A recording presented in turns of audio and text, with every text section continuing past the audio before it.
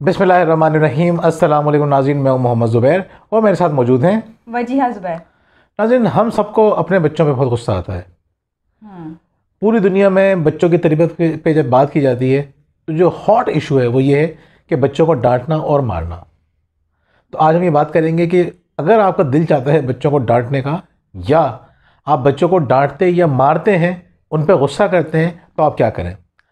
पहले हम ये बता दें कि इस वीडियो में हम आपको डांटने मारने से रोकेंगे नहीं, बल्कि आपको इजाज़त देंगे कि चलें सही है, ये शौक भी पूरा कर लें। हम डांटते और मारते हैं तो चले मारते रहें, लेकिन इसको थोड़ा सा चैनलाइज करने की ज़रूरत है, थोड़ा सा इसको सिस्टमाइज़ करने की ज़रूरत है।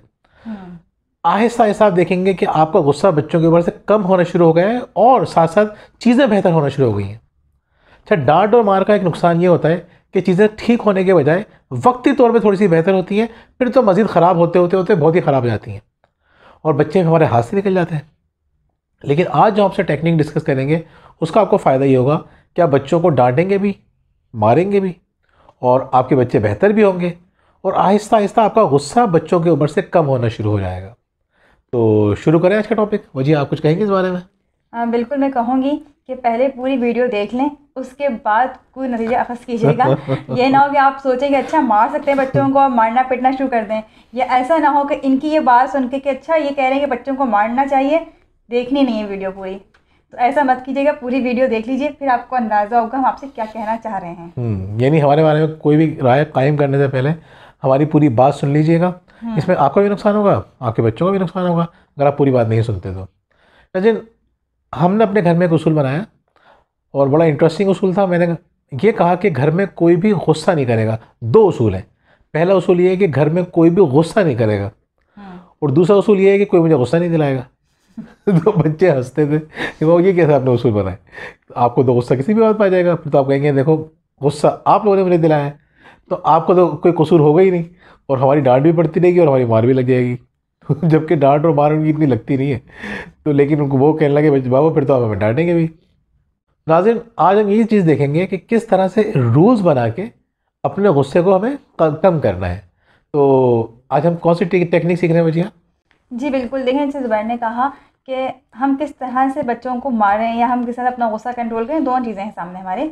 लेकिन देखें, अगर आपके मारने की आदत है बच्चों को, गुस्सा आपको आया था बच्चों की बातों पे, और हम आपसे कहें आपको बिल्कुल गुस्सा नहीं करना, बच्चों पे मारना नहीं है, बिल्कुल ऐसा पॉसिबल नहीं है कि वो इतना गुस्सा, वो जो इतनी मारपीट बच्चों पर होती है वो एकदम से ख़त्म हो जाए, ऐसा हो ही नहीं सकता। जैसे हम नशा करने वाले से कहते हैं ना कि नशा जो है एकदम से नहीं छूटेगा, आहिस्ता आहिस्ता करके कम होगा। तो नशा एकदम से छूटने से उसकी मौत भी वाक़ई हो सकती है।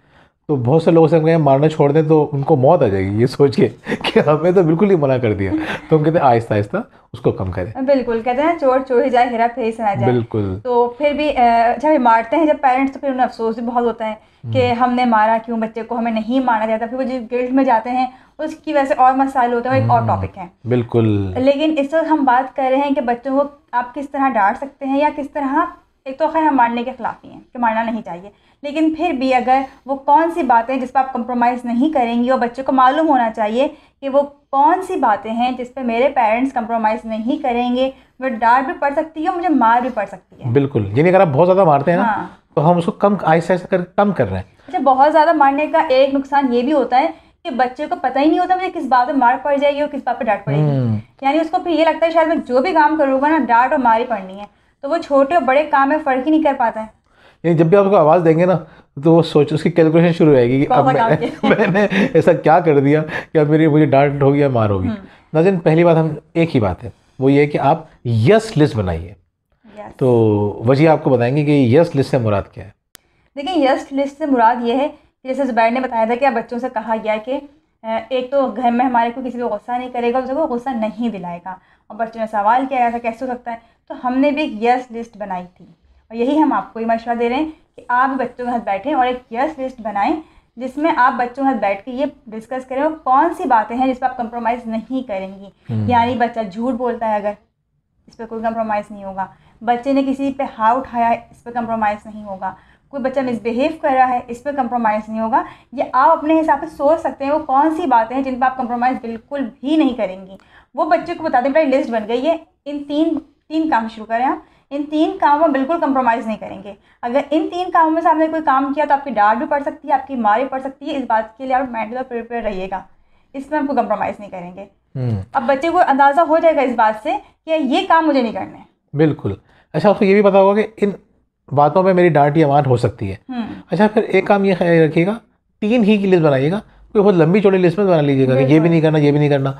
जैसे उन्होंने कुछ मिसालें दी, कुछ मिसालें मैं दे सकता हूँ कि आपने कहा कि भाई आपको मोबाइल यूज़ करना है तो 4 से 5 बजे के दरमियान आपको टाइम, जो भी आपने टाइम सेट किया मिसाल के तौर पर 4 से 5 का टाइम है, तो 4 से 5 यूज़ करना है, उसके अलावा नहीं करना। या आपने कहा कि पहली आवाज़ पे आप लोगों को आना है, जब भी मैं आवाज़ दूँ आपको लाजमी आना है, और नहीं आए तो फिर आप खुद जिम्मेदार होंगे। या इस तरह से आपने कहा कि भाई किचन आपको साफ़ करना है, या अपना कमरा साफ़ रखना है, या इतने बजे उठना है, या इतने बजे सोना है, जो भी आपने कहा पढ़ाई का टाइम है, इस टाइम पे लाजमी पढ़ने बैठ जाना है। तो आपने जो रूल सेट किए, आपने कहा सिर्फ 3 रूल्स हैं, मैं इन 3 बातों पे गुस्सा करूंगी या गुस्सा करूंगा, सिर्फ इन 3 बातों में। तो इन 3 बातों का खास ख्याल रखो। ये 3 बातें बहुत सोच समझ के लेकर आइए आप, और जब इंशाल्लाह 2 महीने 3 महीने आप इस पर काम कर लेंगे तो उसके बाद क्या होगा, आप इन रूल्स को चेंज करके दूसरे लोगों को दूसरे रूल्स आ सकते हैं। बाज़ औक़ात बच्चे सारी ज़िंदगी एक रूल को फॉलो नहीं करते। अगर 3 महीने में 3 रूल्स फॉलो हो जाते हैं, ये आपकी बहुत बड़ी अचीवमेंट है। इस दौरान बाकी चीज़ों में कॉम्प्रोमाइज़ कीजिएगा, बाकी चीज़ों को नज़रअंदाज कीजिएगा, चले सही है बच्चा ये काम कर रहा है, इट्स ओके। तो इस रूल के दौरान आपको जो एक बहुत ख़ास ख्याल रखना है वो ये ख्याल रखना है कि जो आपने रूल बना दिए उस पर आपको गहरी नज़र रखनी है और उस पर कोई कॉम्प्रोमाइज़ नहीं करना। मिसाल के तौर पे आपने मोबाइल का टाइम रखा है 4 से 5, तो पहली बात तो ये याद रखनी है कि 4 बजे मोबाइल देना है उनको, उस टाइम किसी और जगह पे एंगेज नहीं करना। पहले ये कर लो उसके बाद मिल जाएगा, पहले ये कर लो। आप रूल तोड़ेंगे तो आगे वो भी रूल तोड़ेगा। आपने अगर उसको 4:15 बजे दिया है तो आपको 5:15 बजे वापस नहीं करेगा, वो 5:30 भी ले लेगा। जब आपने 15 मिनट लिए तो 15 मिनट वो भी एक्स्ट्रा लेगा। तो आपको उस पर नज़र रखनी है। आपने कहा आपका कमरा साफ़ होना चाहिए, जिस वक्त भी कमरा ख़राब हो, ये नहीं कि जब याद आ गया है, जब मूड ख़राब है, नहीं, जिस वक्त आपको कमरा ख़राब नजर आए फ़ौरन बोले ये कमरा ख़राब क्यों है, इसको फ़ौरन साफ़ करें। यह मिसाल के तौर पर जल्दी सोने की बात है, जल्दी उठने की बात है, और जो भी है, तो आपको कॉम्प्रोमाइज़ नहीं करना। जितना ज़्यादा कॉम्प्रोमाइज़ करते जाएंगे, किसी कहते हैं कंसिस्टेंसी होना चाहिए, यानी आपको मुस्तकिल मिजाजी के साथ उस पर अमल करवाना है। तो आहिस्ता आहिस्ता क्या होगा कि आपको बाकी चीज़ों पर गुस्सा नहीं आएगा, और इन चीज़ों में जिन पर गुस्सा मुस्तकिल आ रहा था, आपको अरसा दराज से आ रहा था, वो चीज़ें बेहतर हो जाएंगी और आपका गुस्सा नीचे हो जाएगा। अच्छा, ये लिस्ट लिखी भी हो, बहुत से लोग उसको फ्रिज पे भी लगा देते हैं, बहुत से लोग ऐसी जगह पे रखते हैं कि जिस पर नज़र पड़े, तो उस लिस्ट को सामने रखना चाहिए आपको। तो ये यस लिस्ट का कॉन्सेप्ट बहुत स्ट्रॉन्ग कॉन्सेप्ट है, दुनिया में बहुत सारी जगह पे अप्लाई हो रहा है, आप भी अप्लाई कर सकते हैं। हमने भी देखा इसका फ़ायदा, इंशाल्लाह आपको भी बहुत फ़ायदा होगा। और गुस्सा जो कि एक बहुत ख़तरनाक चीज़ है, ख़ासतौर पे बच्चों पे गुस्सा करना और डांटना और मारना इतनी ख़तरनाक चीज़ है, वो आहिस्ता आहिस्ता करके नीचे भी आएगी, और गुस्सा करके जो आपको गिल्ट होता है, एहसास निदामत होती है, जो मज़ीद चीज़ों को ख़राब करती है, वो भी आपकी कम होना शुरू होगी। आप कहेंगे हाँ ये जस्टिफाइड। बिल्कुल सही बात है। इसको आप फ्रिज पे या बच्चों के रूम में आप लगा सकते हैं, ताकि बच्चे की निगाह में वो चीज़ रहे कि हाँ ये 3 काम मुझे नहीं करने हैं। नाज़रीन, इंशाल्लाह फिर आपसे मुलाकात होगी। कमेंट सेक्शन में आप जो है इस वीडियो के बारे में राय दे सकते हैं, कोई सवाल हो सवाल पूछ सकते हैं, और कोई बेहतरी आपकी ज़िंदगी में आई है वो भी शेयर कर सकते हैं। ये सक्सेस स्टोरीज़ हमारे लिए और बाकी लोगों के लिए बहुत इंपॉर्टेंट होती है। बहुत बहुत शुक्रिया। अल्लाह हाफ़िज़। अल्लाह हाफ़िज़।